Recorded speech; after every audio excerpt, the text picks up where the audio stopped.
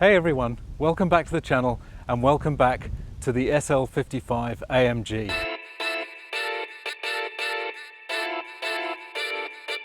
If you're new to the channel, thanks for stopping by. I really hope you enjoy it.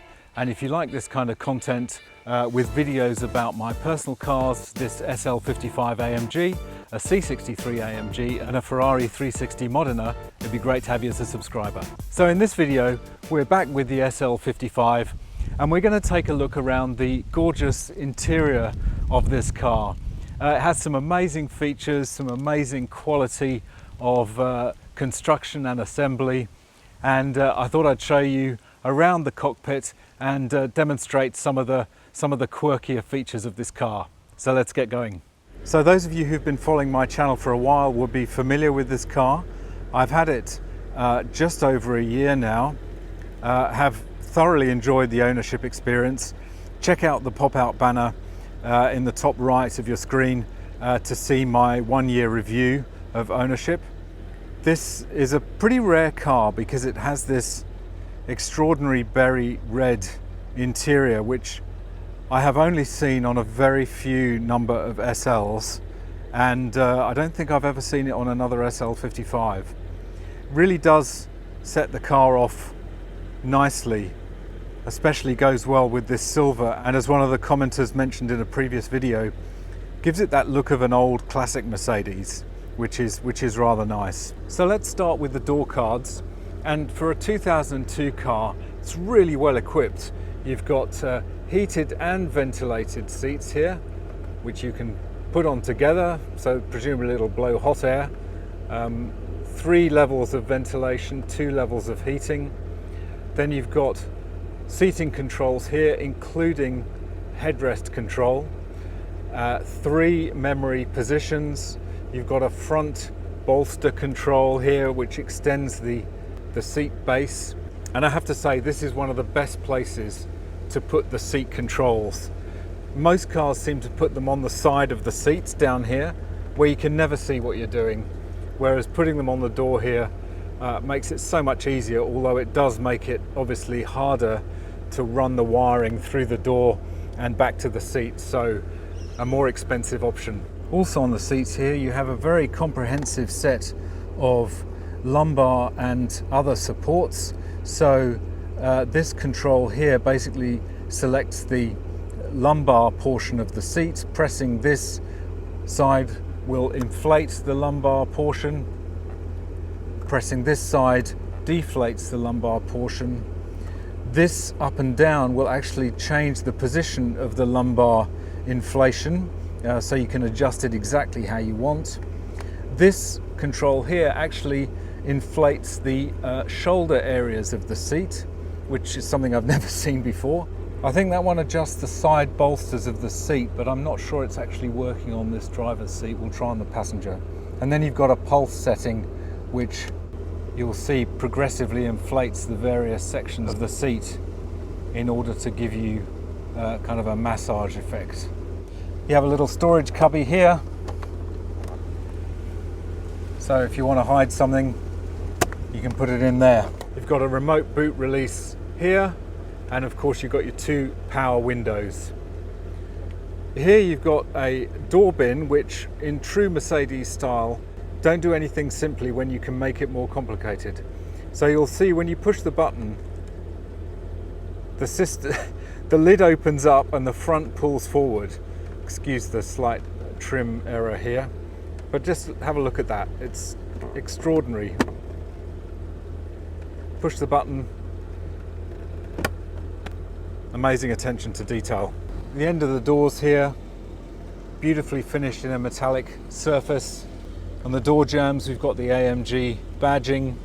So climbing aboard we have the light switches, which includes an automatic setting and also parking lights here and front and rear fog lights.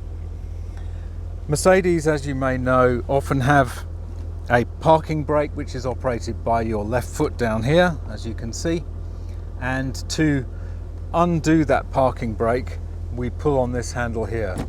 That releases the parking brake, and then to put it back on again, it's just pushing down with that left foot. So that's quite common in Mercedes. Have a windscreen washer button here, which I have to confess I've never actually tried because I'm afraid it won't work and then I'll have to get it fixed. But I should try it. Maybe we'll try it. Maybe we'll try it in a minute. I didn't exactly expect them to work, and this little bit was flung across the car when I operated it the first time. Maybe when I put it in for a service I'll get them to take a look, but I'm not going to spend a huge amount getting them fixed.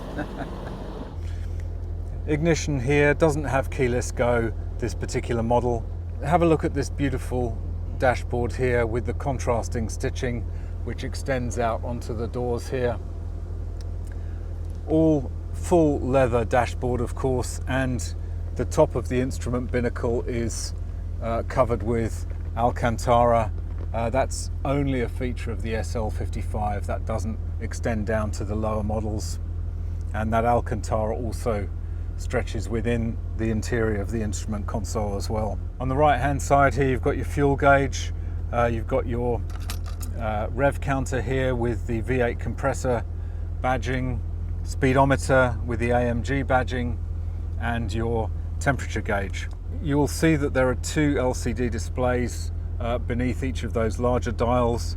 They are controlled by these buttons on the steering wheel. We have basically going through pages of the menus with this one and options through this one. That first one shows you the audio settings.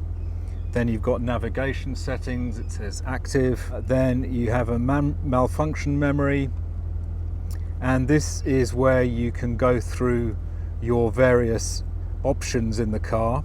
So you've got instrument cluster, lighting options, vehicle options, and convenience options. Just going into the convenience options.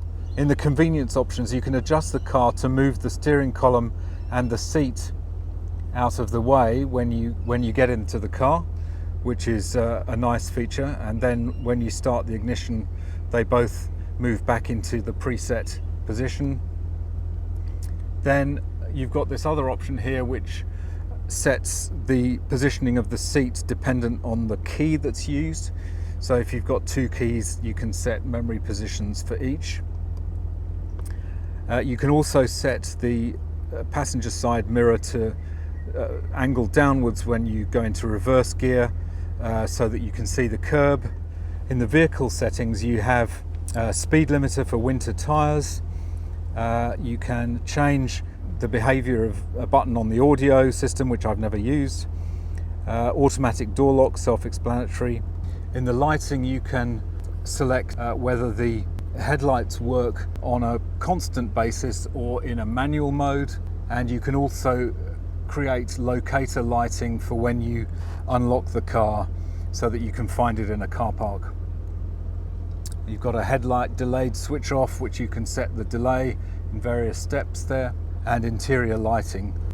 Obviously you can set the clock 12 or 24 hour, centigrade or Fahrenheit.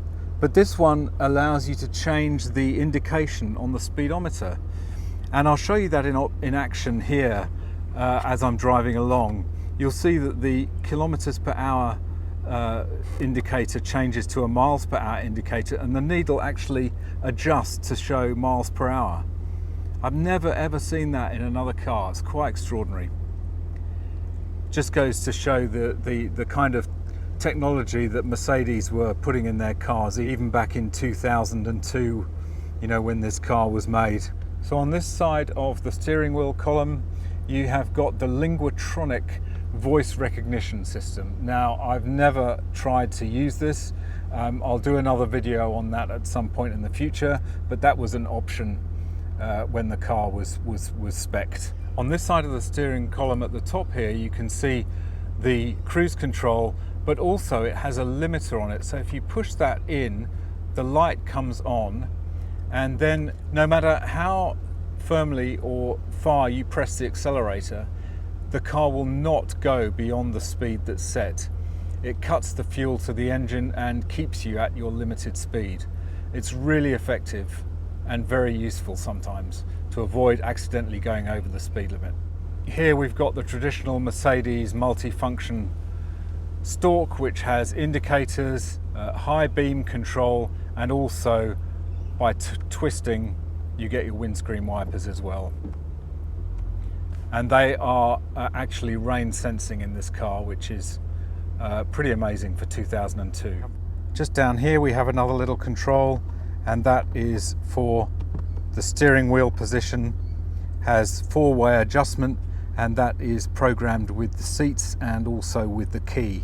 So very, very convenient feature if you have more than one person driving the car. Carrying on to the center console, we have a clock here, and either side are the parking sensors, which are not obviously active at the moment. Coming down to the center here, we have the lock and unlock buttons for the central locking, a hazard warning light switch here. You have your two center vents here and here, and these three controls actually control the vents here and also the vents at either side of the dashboard. Now, in most cars you would have a mechanical control to open and close the vents. Not with Mercedes. These controls are actually potentiometers which control motors inside each of these vents to open and close the airflow. Absolutely crazy. So this control here operates these two. This one operates the far side, and this one operates the far side over here. So when you turn these, you can actually hear the motors whirring behind the dashboard. Amazingly high tech for the time, but the downside of that is that if things go wrong, it's expensive to fix. So coming down to the infotainment system, various settings on here. We've got a telephone function which is not connected in this particular car. I'm just using a Bluetooth adapter. We do have CD-based navigation. If you check the pop-out banner on the top of the screen, you can see me retrieving the stuck CD from here and getting this working again. As you can see, it's a bit of an etch-a-sketch style of navigation, but in an emergency it will do the trick.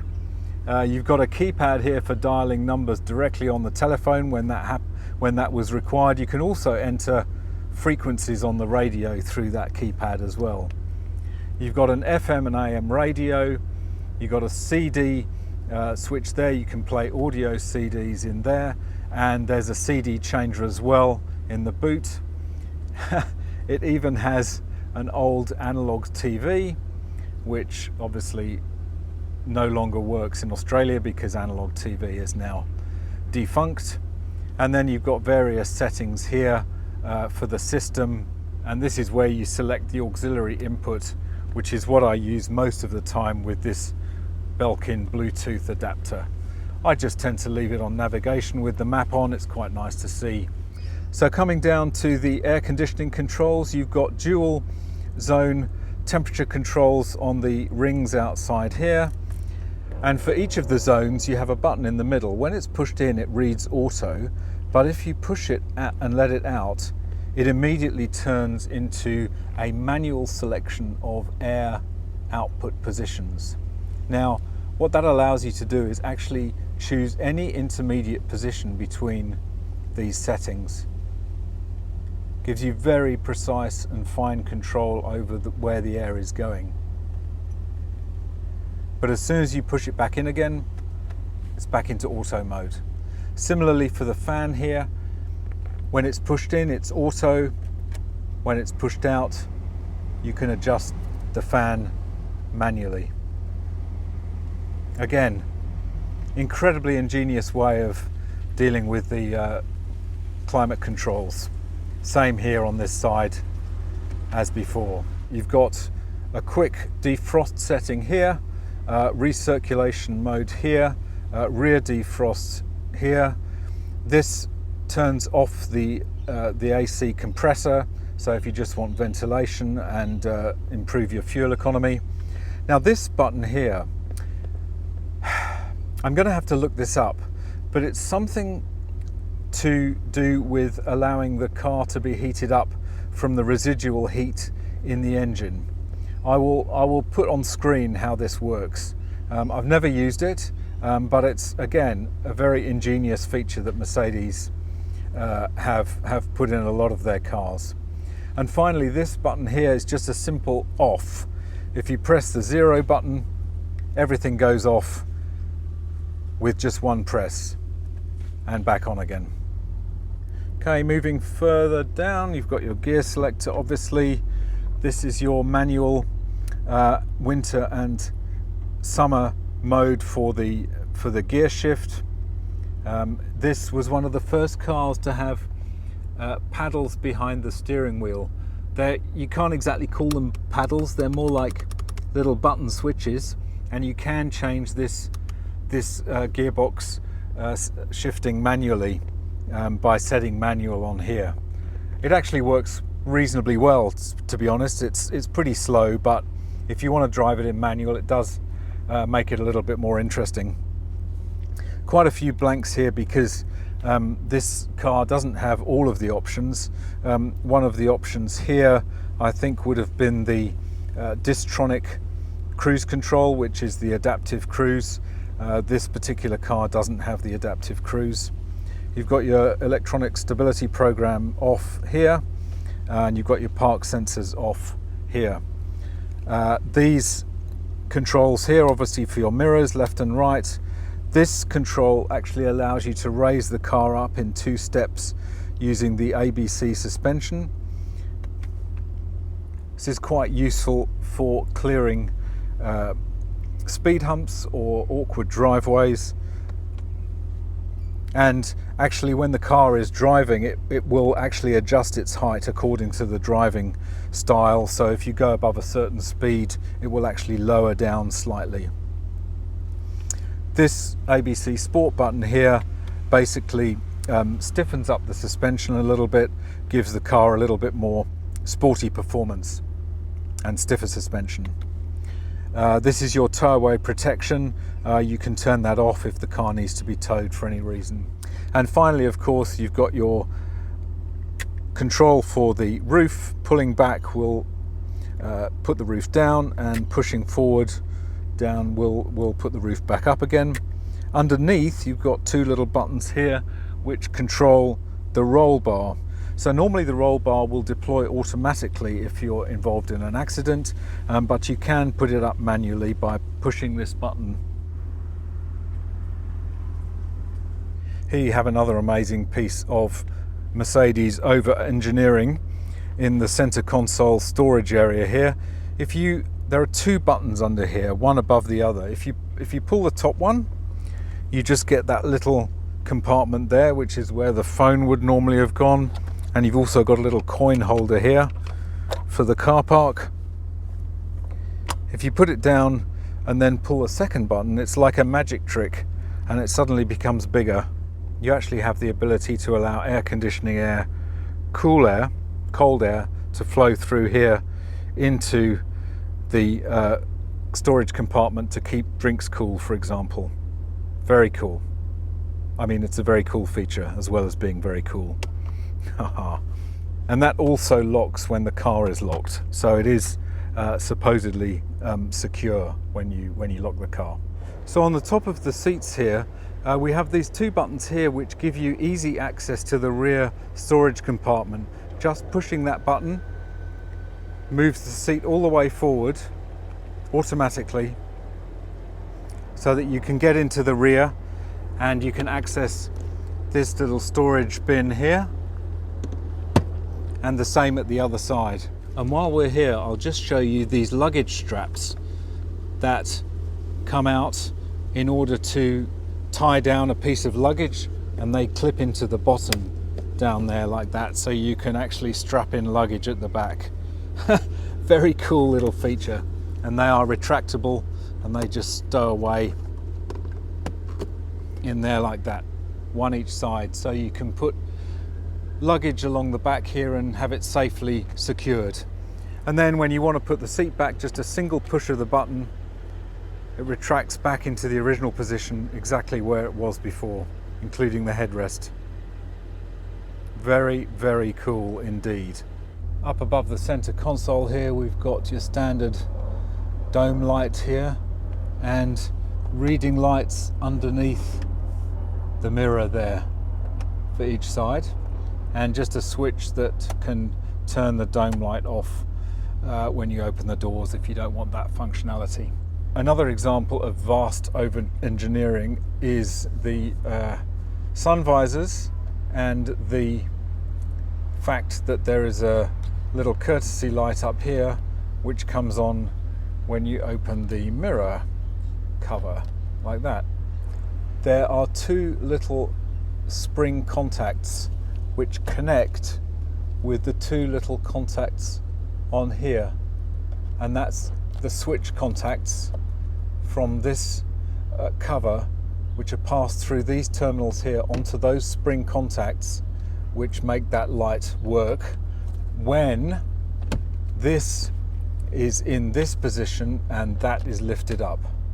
If you push that further back, the light goes off because these contacts disconnect. But when it's in that position, it's on perfectly, and if you move it back that way, it will also go off even though that's still in place because of those contacts. Tell me that isn't crazy over engineering. The final really useful trick that you can do, which I kind of class within the interior, is that when the roof is stowed, you can see that it is actually quite bulky and it takes up a lot of room in the boot, but you have this little button here, and if you press that button, the roof moves out of the way so you can get to everything you've put in the boot. When you've got what you need, you put that back, press the button, and the roof returns to allow you to close the boot. Very, very cool feature. Anyway, that's just about it for this video. I really hope you've enjoyed my in-depth tour of the interior of the SL55. I absolutely love this car. It's going to be a long-term keeper for me. I love driving it. It's got a fantastic sound, and you can see how far ahead Mercedes were with their technology in the interior of this car, and all the functions and features really is quite astonishing. So anyway, thanks for watching. I really hope you enjoyed it. If you did enjoy it, don't forget to smash that like. It'd be great to have you as a subscriber. Hit that notification bell.